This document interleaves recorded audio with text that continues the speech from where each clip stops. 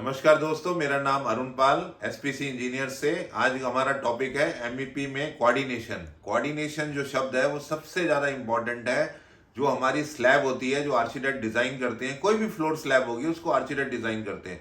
और जो इंटीरियर्स होते हैं वो नीचे इंटीरियर्स में फॉल्स सीलिंग कैसे होगी, कैसे कोव होगा, क्या क्या उसमें लाइट फिक्चर्स लगेंगे, उसके बारे में इंटीरियर डिज़ाइनर्स वर्कआउट करते हैं। तो जो कोऑर्डिनेशन है वो हमारी सर्विसेज, जो मैं आपको बताना चाहूँगा, जो हमारी सर्विसेज स्लैब और फॉल सीलिंग के बीच में जारी होती हैं, उसमें हमारी सर्विसेज होती हैं, एयर कंडीशनिंग होती है, फायर फाइटिंग होती है, लाइट फिटिंग्स की वायरिंग होती है, म्यूजिक वायर्स होती हैं, इंटरनेट होता है और हमारे स्पीकर, अलार्म्स, ये सब उसमें कोऑर्डिनेट करना पड़ता है।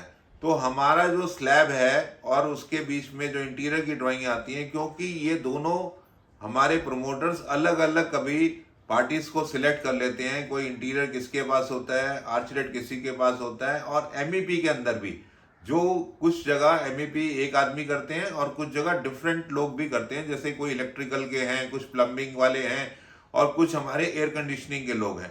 तो अगर एमईपी की सर्विसेज एक आदमी को दी जाती हैं तो उसमें बेटर कोऑर्डिनेशन होता है।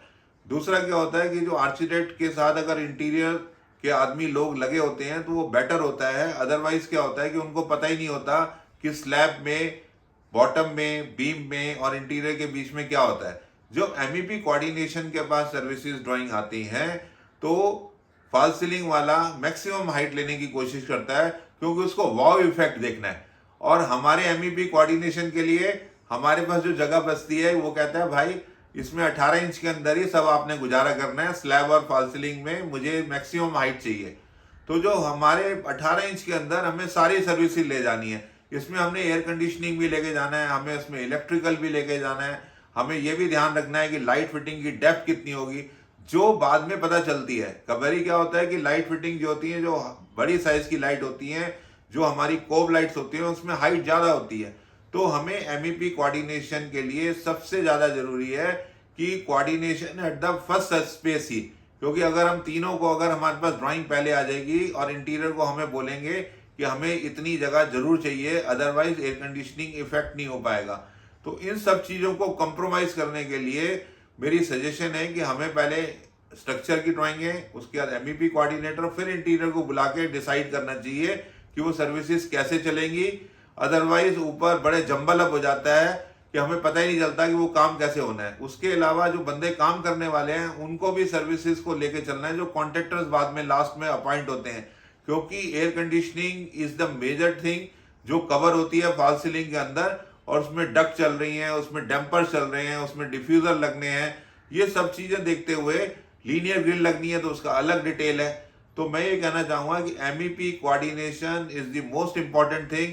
पहले हमें डिजाइन स्टेज पे भी देखना चाहिए और एग्जीक्यूशन स्टेज के अंदर भी हमें देखना चाहिए।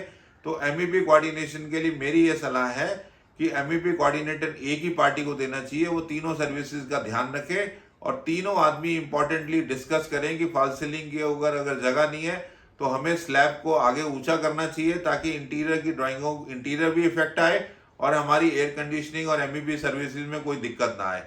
ये मेरी सजेशंस है। इसके लिए मैं आपको, कोई भी मेरे से सलाह चाहिए हो एमईपी कोऑर्डिनेशन के लिए, तो मैं आपको, मुझे कांटेक्ट कर सकते हैं। मेरा नंबर है 9811123450 और मेरा नाम है अरुण पाल। और मेरी वीडियो को अगर आपको अच्छी लगी हो तो इसको लाइक करिए, और किसी दोस्त को देनी हो या किसी और को मेरी डॉक्यूमेंटेशन शेयर करना हो तो उनको शेयर कर सकते हो। मेरा वीडियो लाइक करने के लिए और उसको सब्सक्राइब भी करिए। आगे और हम मिलते रहेंगे। धन्यवाद।